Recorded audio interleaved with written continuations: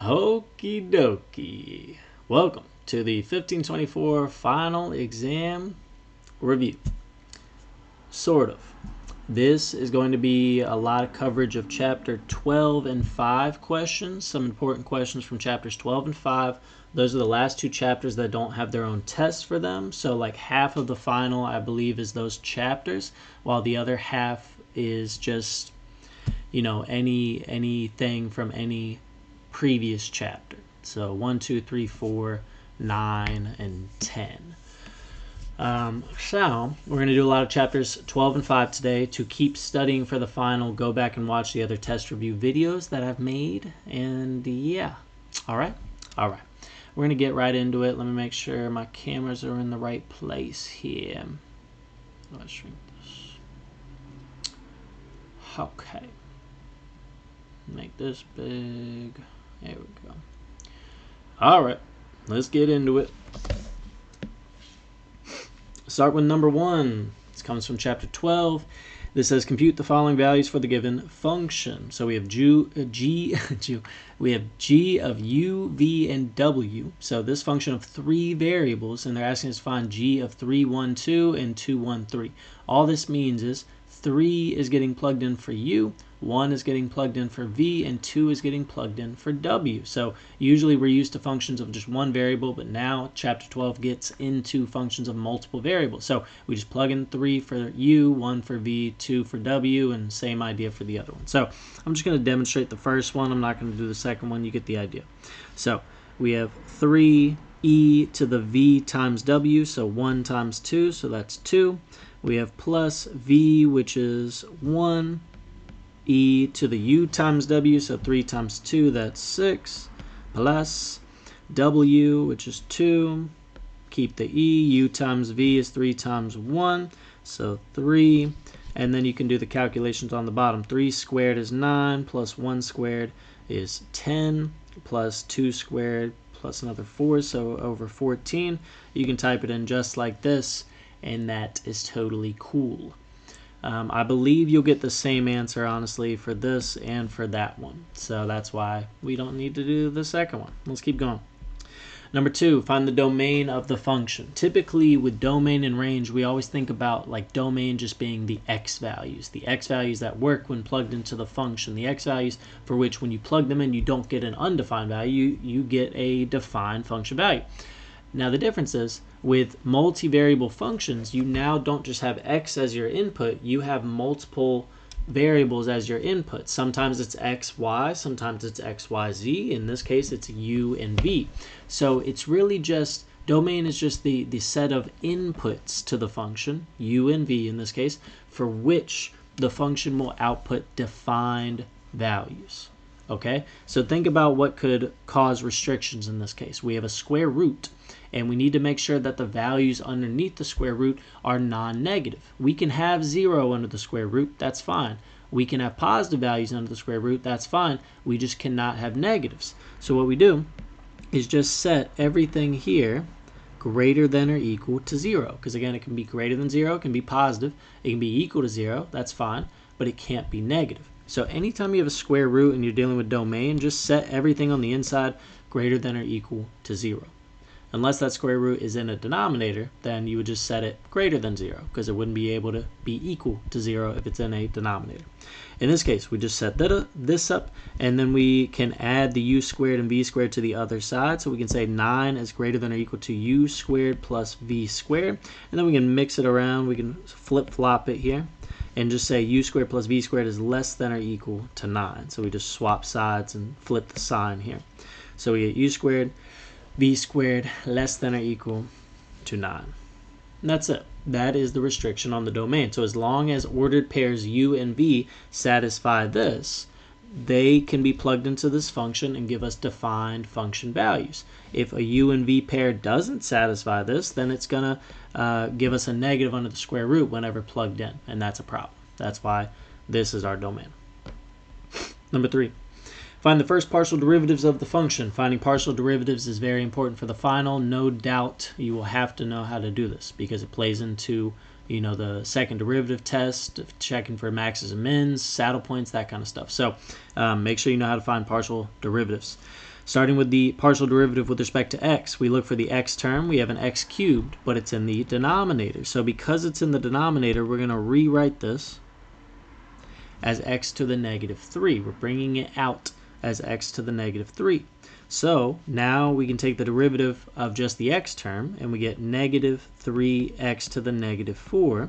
And whatever y term was attached to that x term, or multiplied to that x term, will just stay attached or stay multiplied to that x term. Okay? Because the y's are treated as constants, or in this case, coefficients, and so they come along for the ride. You can leave it and type it in just like that. If you wanted to, though, you could also simplify it to negative 24y over x to the 4th. That's up to you, though. Okay? F of y, or fy, is the derivative of this with respect to y. This one's much easier because the y term is just 8y. And so the derivative of the 8y is just 8. And then since it was over x cubed, I would say the x cubed is basically attached to that y term, so it stays attached to the derivative of the y term. Okay? That's it. Let's go to number 4. First partial derivatives of this function. This is probably more along the lines of a question I could see asked on the final, just like more straightforward, just really testing what you know about partial derivatives, but like in a pretty fundamental basic form. GS is the derivative of the s terms, so s to the 7th and s.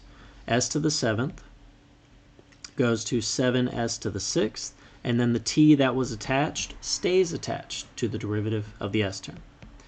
The s to the 1st just goes to 1, and then the t to the negative 5 that was attached stays attached. So you can type it in just like this. That's totally fine. gt, the derivative of g with respect to t. Now we're taking the derivative of this t right here and this t to the negative 5th right here.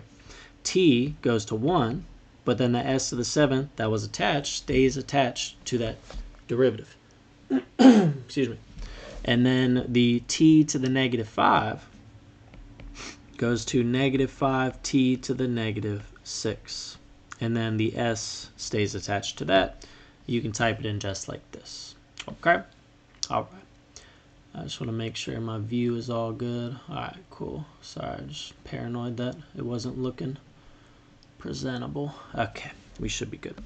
That was number 4. Here's number 5. Compute the second order partial derivatives of the function. So this is, again, just first partial derivatives, and then you have to take the derivatives of those. So we're going to start by finding fx and fy on our own, and then from those we'll find all the second order partial derivatives.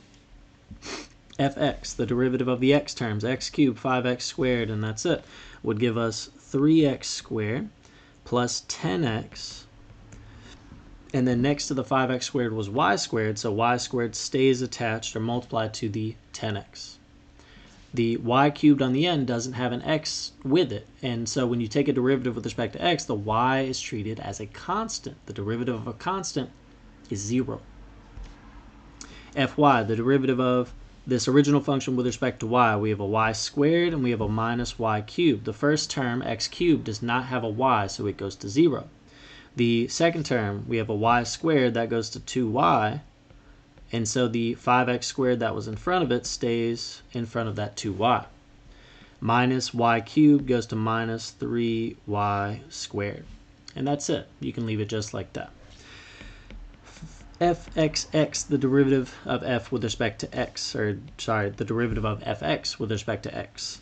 Derivative of this with respect to x, we have the 3x squared going to 6x, we have the 10x going to 10, we have the y squared staying attached to that 10. Fxy, the derivative of fx with respect to y, we only have the y squared, so that goes to 2y, and the 3x squared goes to 0, and the 10x stays attached to that 2y. And that's it. Fyy, derivative of the y terms here would just be 2, and then 5x squared stays attached to that 2, or multiplied by that 2, minus 3y squared goes to minus 6y, and that's it. You can leave it like that. You can call it 10x squared minus 6y, whatever. Now the derivative of fy with respect to x, fyx, the x term here, 5x squared, goes to 10x. 2y stays attached. No x term on the end, so really it's just 10x times 2y. Notice fxy and fyx are the same. That's no coincidence. They will always be exactly the same. So if you find that you found a derivative fyx and fxy and they're not the same, you've done something wrong. So go back and check your work. Okay, that was second order partial derivatives. Let's get into how we can use those with critical points, classifications, maxes and mins, that kind of thing. So the process is still the same. Finding critical points, you want to find fx and fy, and then you're going to basically just find the ordered pairs, the x and y's, for which fx and fy are equal to 0. So starting with fx, the derivative of the x terms, x squared minus 6x, that's going to go to 2x minus 6. All the other terms don't have x in them, so their derivatives with respect to x are 0.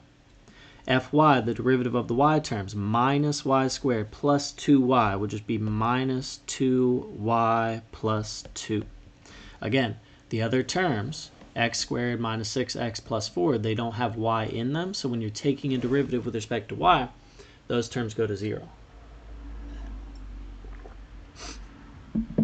So now we want to know where fx is equal to 0 and where fy is equal to 0. This is how we find critical points. So we set 2x minus 6 equal to 0. We solve for x. We get 2x equals 6 and x equals 3. We can add 2y over. We get 2 equals 2y. Then divide by 2, you get 1 equals y. So we have a critical point at 3, 1. Now classification, that requires us to find the second order derivatives. So fxx, fxy, and fyy. So fxx, the derivative of fx with respect to x would be 2. The derivative fxy is the derivative of fx with respect to y, but there are no y terms, so that's just 0. Fyy, the derivative of fy with respect to y, that's just negative 2. So we calculate what's known as our determinant, which is fxx times fyy minus fxy squared. So in this case, d is 2 times negative 2 minus 0 squared. That's just a negative 4. When d is negative, we automatically have what's known as a saddle point. Make sure to know your d classifications.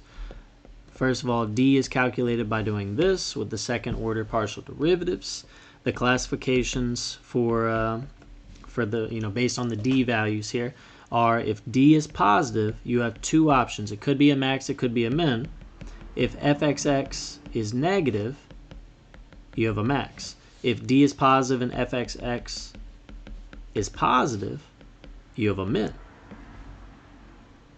If d is negative, like we just had, again, that's an automatic saddle point. And if d is equal to 0, we say that's inconclusive or not enough info or whatever. So if this is all news to you, you have no idea what I'm writing about here, go back and check out the homeworks 12.2, 12.3, whichever ones talk about, classifications and critical points and that kind of thing. Okay? So in this case, again, we have a saddle point at the only critical number, which was 3, 1. So the only critical point. And then what that means is there's no relative max or min. So we can just say does not exist. Okay? Again, if this is confusing, go back and watch the homework videos. All right. Number 7, let's do another one. Find the critical points. In this case, we should have multiple critical points, and then we'll get to classify them as maxes, mins, or saddle points. Okay?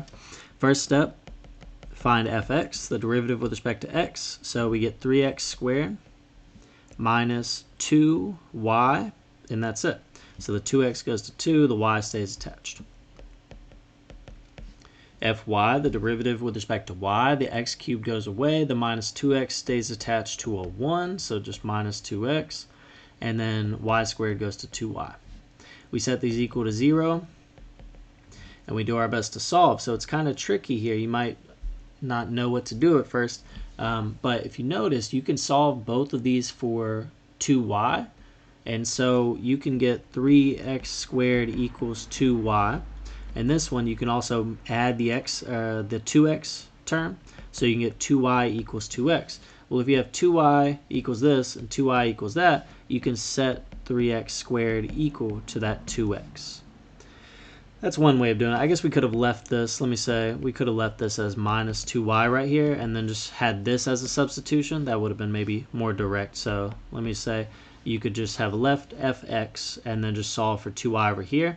That way you can plug in the 2x in place of this 2y here. So you have 3x squared minus 2x equals 0. That's a little better because now we can just solve for x with this equation. So we can use factoring. We're going to pull out a GCF of x. It's going to leave us with 3x minus 2. We can set each of these factors equal to 0 and solve for x. We get x equals 0. And we get 3x equals 2 divided by 3. X equals 2/3. So just like that, the smaller x value is 0, the larger is 2/3. Now to find the y value, you have to plug it into either of these equations here. But it looks like, if 2y is equal to 2x from this equation, then that must mean y is just equal to x. Like y must equal x in order for fy to be equal to 0. So in order to have both fx and fy equal to 0, we need y to be 0 if x is 0, and we need y to be 2/3 if x is 2/3. Okay, so we'll just go 0, 0, 2/3, 2/3. Again, these are the ordered pairs. These are the points that make it so that both fx and fy are simultaneously equal to 0. Okay, you could plug them into fx and fy to confirm if you wanted to, or we're going to keep it going. We need the second partial derivative, so we need fxx, fxy, and fyy. fxx is the derivative of fx with respect to x. 3x squared goes to 6x, 2y goes away. fxy is the derivative of fx with respect to y. That minus 2y goes to minus 2. 3x squared goes away. fyy, the derivative of fy with respect to y, that would be just 2 because the 2x goes away. So 2x from the 2y and then 2x goes away. I don't know if I said that right. 2 from the 2y and 2x goes away. Okay, so we have our second partial derivatives. Now we need to calculate d, which would be fxx times fyy minus fxy squared. And so what you notice is that we don't get a numerical value for d if we just plug things in like this. But if we pick a specific ordered pair now, let's say we're calculating d for 0, 0, we'll plug in 0 and 0 for x and y wherever we can in this d calculation. So when we do that for 0, 0, 6x zeroes out. So we have 0 times 2 minus negative 2 squared. We have minus 4 basically, so that's just going to be a negative d value, which means 0, 0 is the location of a saddle point. When d is negative, you have an automatic saddle point. So then we're going to use the same d sort of equation to calculate the d value for 2/3. The ordered pair, that was 2/3 comma 2/3. Right, so we plug in 2/3, we get 6 times 2/3 for the fxx, and that would just be 4 times 2 minus negative 2 squared. So we just plugged in 2/3 in here and calculated that to get 4, and then just left the rest of the d calculation. So we get 8 minus 4, that's just 4, and so d is a positive value. And when d is positive, you have to look at the fxx value. And in this case, the fxx value, once again, was positive 4. So when d is positive and when fxx is positive, that leads to a minimum. Think about it as like the second derivative being positive leads to the original function being concave up, which can only lead to a minimum. That's how I think about it. So we have a saddle point at 0, 0. We have a minimum at 2/3, 2/3. So saddle point, minimum. no max, so I'll just say D and E for the max, but to find the actual relative minimum value, I think they want us to plug in the ordered pair into the original function right here. So we can do that together.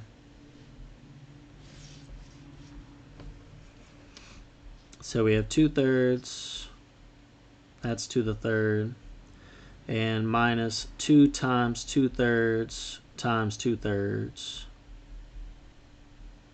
and plus 2/3 squared plus 1. So if I've done that right, I can hit the fraction button and just get 23/27. So I believe they're looking for the actual function value, not the y value, but the function value f. It's not the y value because the y value is 2/3, right? The x and y are both 2/3. We input those to get the function value of 23/27. Okay, hope I did that right. If I didn't, the process is still right. That's all that matters. Let's keep going. Number 8, switching gears to Chapter 5, dealing with systems of equations, matrices, solving for multiple variables at once. Let's check it out. Number 8 says, determine whether the system of linear equations has one and only one solution, infinitely many solutions, or no solution. Okay, so we have a couple different options of going about these. My advice is to use a method known as elimination rather than substitution. Elimination meaning you multiply one equation by some number so that either the x terms match in both equations or the y terms match in both equations. So the approach here is to multiply the first equation by 4. That's going to give us 8x minus 4y equals -8. We're distributing a 4 to all three of these. On the bottom, we still have, again, 8x minus 4y equals 20.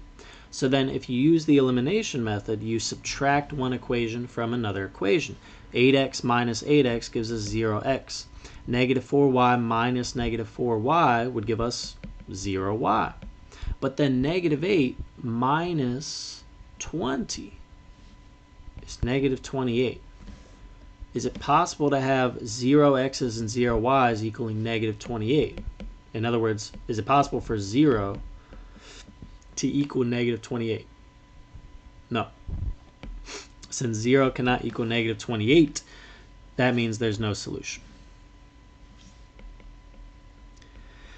So you might be asking, well, what does it look like if you have one solution, infinitely many solutions, and no solution? Well, we just did the no solution, and I got some other examples that might cover the other cases. So let's check it out. Number 9. In this case, let's say I want the x's to match in both equations. I'm going to multiply this first equation by 2. So I'm going to have 2x plus 4y equals 30. So I distributed a 2 all across. I'm going to rewrite the bottom equation. 2x minus y equals 5. We're going to take the first equation minus the second equation. Watch what happens. 2x minus 2x cancels. 4y minus -4y, that's 4y plus y. So 5y. Then we have 30 minus 5, that's 25. Look at this. We get y equals 5 when we divide by 5. So we have a y value. So that's a good, good indicator that we'll probably just have one and only one solution if we're getting like a specific number for either x or y. So how do we solve for x? Well, we just plug this back into any of the equations. Really, you could just plug it right back in here if you want. So you have 2x minus 5 equals 5. And so you get 2x equals 10. Divide by 2, you get 5. Okay? So what that means is we got an x and a y value, just a number for each one. So that's one and only one solution, where that solution is 5, 5. That's it. Let's check out number 10. Looks a little crazier. Let's talk about it. Well, how can we make these equations match? Well, if you're intimidated by the fractions, let's go ahead and just say we can just multiply this equation by a number to get rid of all those fractions. We can multiply this equation by a number to get rid of all those fractions. Let's see what happens. 3 times 2/3. If you have 3 times 2/3, you can think about it as the 3's canceling and leaving you with a 2, or you can do 3 times 2 is 6 and it stays over 3, so that's also 2. Regardless, you get 2x plus 3y equals 3 times 3, which is 9. Distributing a 4 here, we'll get rid of all the denominators. We'll get rid of all the fractions. So 4 times a half, that's a half of 4, that's 2. So 2x. 4 times 3/4, again, the 4's basically cancel. That's how I view it. So you could see it as 4 times 3 is 12. 12 over 4 is 3. Or you just say 4 cancels with 4 to leave you with 3y. When you do 4 times 9/4, 4's cancel. You're left with 9. Now, if we were to go about this elimination, you notice that the x's match and the y's match. And the 9's match. So if you did the elimination here, you'd get, 0x plus 0y equals 0, which is a true statement. Really, the key to answering this from this point right here is just recognizing that your two equations, even though they started seemingly looking very different, they are the same equation. Meaning if you graph them on a graph, if you graph the line, this and that, they would be, a line that looks like, this, and then you graph the second line, and it would be right on top of that line. And since solutions of lines, of linear equations, solutions to systems of linear equations, come from where two lines intersect, but if these lines are just two lines on top of each other, then that means they are infinitely intersecting. They're intersecting for all points on that line. So when you get the same equation, the idea is you get infinitely many solutions, because these two seemingly different lines are actually the same line that are infinitely intersecting. So now the question is, if it's infinitely many, express x and y in terms of the parameter t. What the heck does that mean? So that just means you're going to choose one variable to be t. So just pick x. Just say x is equal to t. So that means your x value here is t. And then you just need to plug that in to this equation. So 2t plus 3y equals 9. And then they want you to represent y in terms of t, meaning you just need to get y by itself now. So we're going to subtract 2t. So I'll put it as 2t plus 9. Or sorry, negative 2t plus 9, and then divide by 3 to get y by itself. So we have negative 2/3 t plus 9 over 3, so that's plus 3. So you can write it just like this. And so when you input it, you'll just, you won't type y equals, you'll just say negative 2/3 t plus 3. And so like the t will be your x value, you put a comma, and then the negative 2/3 t plus 3 is your y value. And so, again, infinitely many solutions, because you can make t anything you want. You can plug in any value for t, and it's just going to give you a different ordered pair on this line. That's sort of the idea. Okay?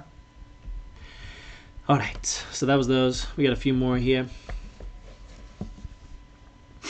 In this problem, they say the management of a private investment club has a fund of $250,000 earmarked for investment in stocks. To arrive at an acceptable overall level of risk, the stocks that management is considering have been classified in three categories: high risk, medium risk, and low risk. Estimates that high risk stocks will have a rate of return of 17% per year. So high risk stocks return 17%, medium risk stocks 9%, low risk stocks 6%. Okay, the investment in low risk stocks is to be twice the sum. All right, low risk stocks is to be twice the sum of the investments in the stocks of the other two categories. That's huge. That's going to be one of our equations. If the investment goal is to have an average return of 9% on the total investment, how much should they invest in each type? Okay, so again, X is high, Y is medium, Z is low risk. And so Z is low risk, which goes back to this equation, or this sentence right here. Low risk stocks are twice the sum of the investments in the stocks of the other two categories, being high and medium. So high and medium are represented with X and Y. And low risk stocks, Z, are supposed to be twice the sum of those investments. So this is the sum of those investments. Twice that would be 2 times that. And so 2 times X plus Y will be right there. We're off to a good start. Now, they say, what are they saying? Well, I'll go ahead and say X, Y, and Z are the amount of dollars invested in high, medium, and low risk stocks. And so if they have $250,000 total for investment in stocks, then that really just means X plus Y plus Z will equal to $250,000, because you're just taking $250,000 and designating it to X, the high risk, Y, the medium risk, and Z, the low risk. And so the last one, the 0.09, hopefully it's clear that, corresponds to this sentence right here. The investment goal is to have an average rate of return 9% per year on the total investment. And so that's where the rate of return must come into play. And so I'm just going to say you're going to have 0.17, because that's 17% for the high risk. High risk is X, plus medium risk, which is 9%, so 0.09 times Y. Y is the medium risk. And then plus 6% for the low risk, so 0.06 times Z. And this is what's going to go in this box. Okay? We don't have to solve for X, Y, and Z. We're just, setting these up. So I hope that made sense. Let's check out number 12, where we are solving for X and Y here using Gauss-Jordan elimination. You could use elimination like we've been doing without matrices. So if you prefer that, you can 100% just like multiply this by 2 and then use like a little bit of an elimination method, or multiply this by -2 if you really want to do it how we've been doing it. But I'm going to demonstrate it with matrices here, because it's probably good to know at least a little bit. We're going to put the coefficients of X and Y and then the constants on the other side of this little augmented matrix. So 3, 1, -3, -7, -2, 8. Okay? All right, so to solve, we want to get a 0 where this -7 is. To get a 0 here, we're basically going to do kind of the same method. We want to basically multiply the top row by 7. So I'm not going to write out the things that I'm doing. Oftentimes they'll be like, 7 times row 1 or whatever. But I'm just going to do them. So I'm going to multiply the top row by 7. That's going to give us 21, 7, -21. Now in the bottom row, I'm going to go ahead and multiply the bottom row by 3. So maybe I will write them out. 3 times the bottom row, we get -21, -6, and 24. And now what we can do is replace row 2 with row 2 plus row 1. I think that's the idea. Because basically now we can just do -21 plus 21, but we're doing it to the whole row, right? So we're replacing row 2, so we can keep row 1 exactly the same, but we're replacing row 2 with row 2 plus row 1. So -21 plus 21, 0. -6 plus 7, that's 1. 24 plus -21 is 3. So now, this is where I usually stop. You could probably go further and get a 0 right here where the 7 is, but why bother? Okay, I will say if you wanted, you can go ahead and divide back out the first row by 3. So dividing the first row by 7. If you divide the first row by 7, you get 3, 1, and -3 again. And then we have 0, 1, 3. And then, yeah, so I'm going to leave it like that. So what this tells us, from the bottom row here, we have 0x plus 1y equals 3. So really just 1y equals 3, or really just y equals 3. And then the top row tells us that 3x plus 1y equals -3. Again, y is equal to 3, so you can plug that in there. And you can say that 3x plus 3 equals negative 3. And then you subtract 3, and you get negative 6. And you get 3x equals negative 6. You divide by 3, you get negative 2. And that's your solution. We have negative 2 and 3. And that's a little bit of matrix action there. We're going to do a little bit more in these next two problems. This one's a little more serious. Let's set it up. We got a big matrix. We have 2, 1, negative 2, 1, negative 2, 7. Let's just go in row or columns here. 2, 1, 3, 1, 3, 4, negative 2, negative 1, negative 1. All right. The approach with a 3 by 3 matrix, treating this mainly as the matrix, is to get a 0 here, then here, then here. Okay? How do we do that? Well, we could multiply the second row by 2. I'm going to really speed run this because I don't want to keep rewriting this matrix. Rewriting the second row, multiplying the second row by 2 is going to give us a 2. It's going to give us a 6. It's going to give us a negative 2. It's going to give us a negative 4. Now we can do we can replace row 2 with row 2 minus row 1. You ready? We're going to do 2 minus 2. We get 0. 6 minus 1, 5. Negative 2 minus negative 2, 0. Negative 4 minus 1, negative 5. Okay? So now we have that. We have the 0 where we need the 0, which is, yeah, right there. Now we want to try to get a 0 right here. So it's going to require, I'm going to use this first row and this row. I'm going to multiply them by their respective, like, opposite numbers here. So I'm going to multiply the first row by 3, and I'll multiply the last row by 2. Multiplying the first row by 3, we get 6, 3, negative 6, and 3. Hope I did that right. Last row, we're going to multiply by 2. So we're going to do, yeah, do I want to do that? Let's do negative 2. Multiply the last row by negative 2. We get negative 6, negative 8, positive 2, and then negative 14. All right.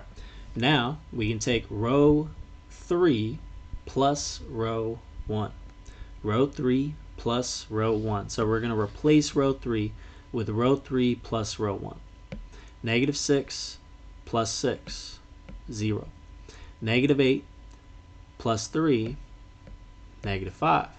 2 plus negative 6 is negative 4.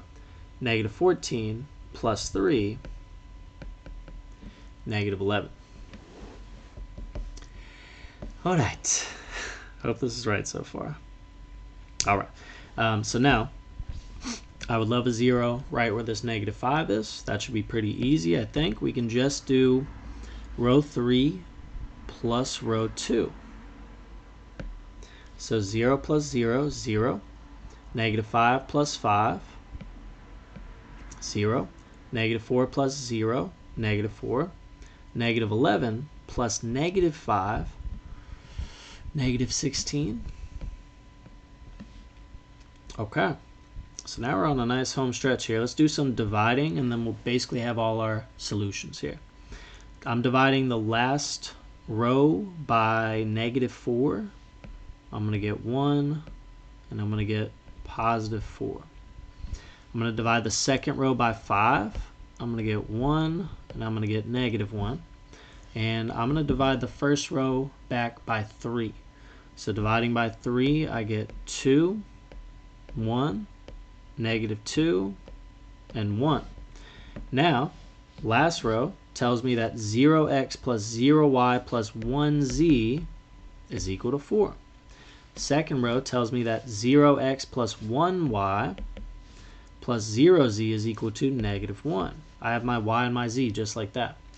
First row tells me that 2x plus 1y minus 2z equals 1. And now I plug in 4 right here, negative 1 right here, 2x plus negative 1, so I'll just say 2x minus 1, and then minus 2 times 4, so minus 8 equals 1. 2x minus 9 equals 1. 2x equals 10. Once we add the 9, divide by 2, you get x is 5. And there's a lot of taking shortcuts here, but we have 5, negative 1, and 4. There's a lot of speed running. I didn't show a lot of my work, but I talked through a lot of my work, so I hope it made some sense. If it's not making sense, I recommend going back and watching the homework video on this stuff, whatever it was, like 5.2 or 5.3, to learn a bit more on this stuff. Okay? Okay. Let's do one more. Solve the system.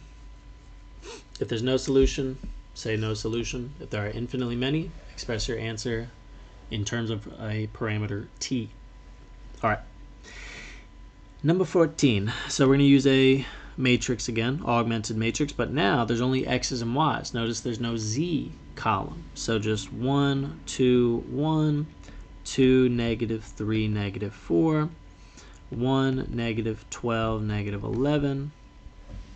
And now we begin. We still want 0 right here and right here, maybe even right here. Let's start with just here and here first. So starting with this 2, I'm going to go ahead and multiply the first row by 2. So they, this 2 matches something. So multiplying by 2, we get 2, 4, 1 times 2 is 2. Now we can replace row 2 with row 2 minus row 1. So I'm going to do row 2 minus row 1. 2 minus 2 is 0. Negative 3 minus 4 is negative 7. Negative 12 minus 2 is negative 14. Now, I would love to get a 0 right here where this 1 is. So I'm going to multiply row 3 by 2. So I'm going to get, do I want to do that? Yeah, it doesn't really matter.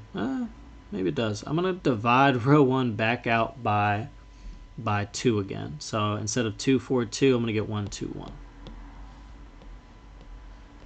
Now I can just do row 3 minus row 1. So 1 minus 1 is 0. Negative 4 minus 2 is negative 6. Negative 11 minus 1 is negative 12. Now we can get clever here and we can say, well, let's divide row 3 by negative 6. And yeah, that works. Negative 6, right? So we get 1 here, and then negative 12 divided by negative 6 is 2. We can divide row 2 by negative 7, and once again, we also get 1 and 2. Okay?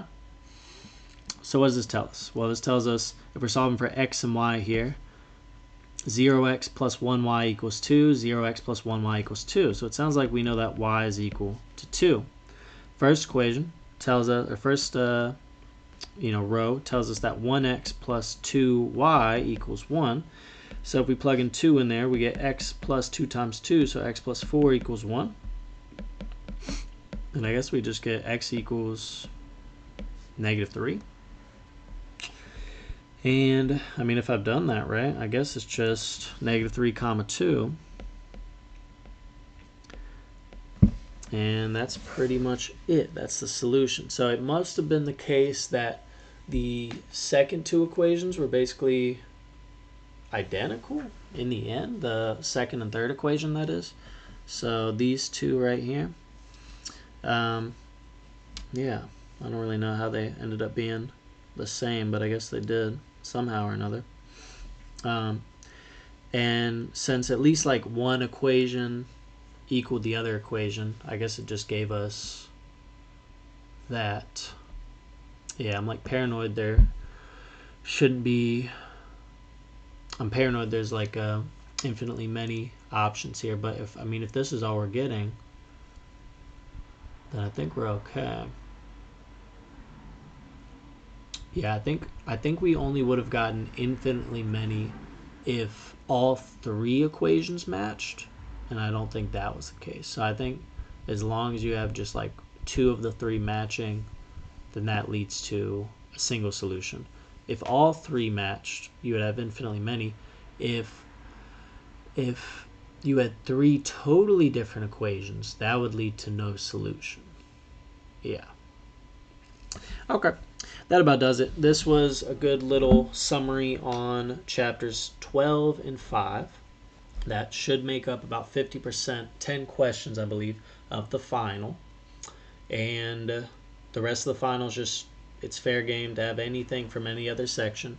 So what I recommend, know your derivatives, know how to find profit, revenue, and cost, know what marginal means, know how to find maxes and mins of a function, know how to find domain of a function.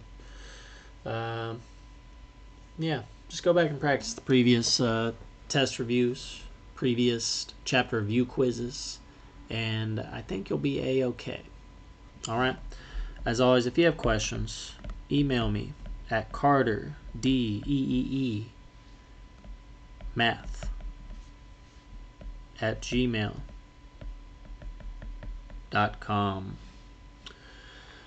And yeah, that's pretty much it. If you have any questions, let me know. If you have questions on this video, let me know. Good luck studying. Do the best you can.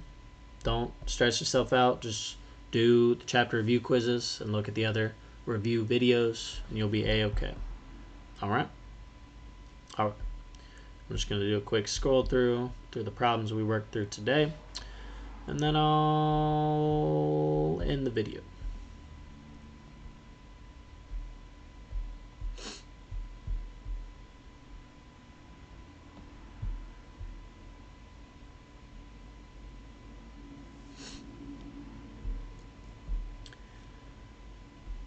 Right.